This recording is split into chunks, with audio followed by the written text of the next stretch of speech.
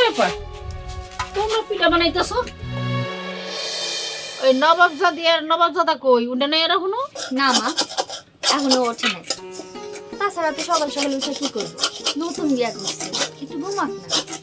হ মা, তোমার বড় বৌমা তো ঠিকই কইছে, ওরা এত তাড়াতাড়ি উঠে কি করবে? ঘুমায় টুমায় পরে উঠুক। দে আমার কাছে দুধ দি।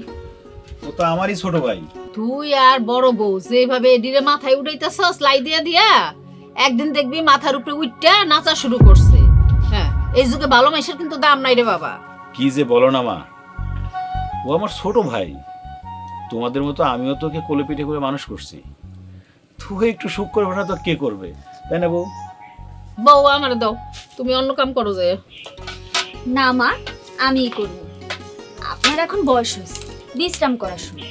আপনি যান ঘরে গিয়ে বিশ্রাম করেন, আপনার আর কাম করা লাগবে না। এই সংসারের জন্য আপনি অনেক কাম করছেন। বড় বউ, তুমি একেবারে আমার রাসেলের মতো হইছো।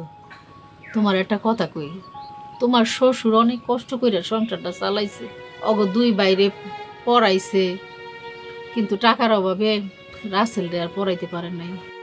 তোমার শ্বশুরও আস্তে আস্তে অসুস্থ হয়ে যেতেছিল বয়স হইয়া, আর আমার রাসেল এই সংসারের বোঝা মাথায় নিল। এখন আমিও যদি তোমার লগে একটু হাতে হাতে কাজ না করি, তাইলে কি তুমি পারবা? তোমার মাথাও তো একটা বিরাট বোঝা হয়ে যাবে এই সংসারের কাম। বোঝা হইতে যাইবো কেন মা? এটা তো আমাদের দায়িত্ব, আমাদের কর্তব্য।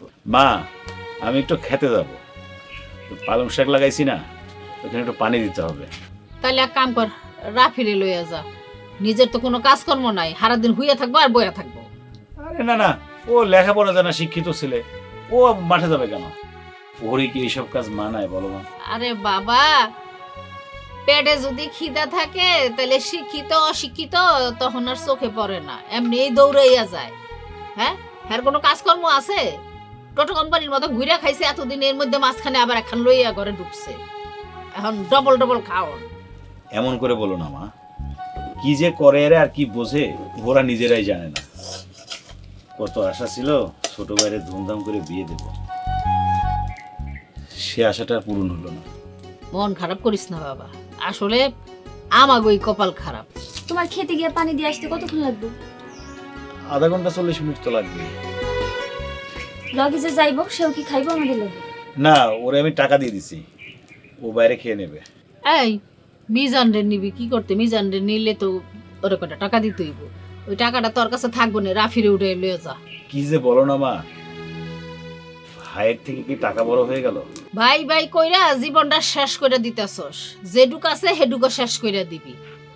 মনে রাখিস, একদিন এর লেগে পস্তাইতে হইব। তুমি যাও, তুমি রেস্ট নাও।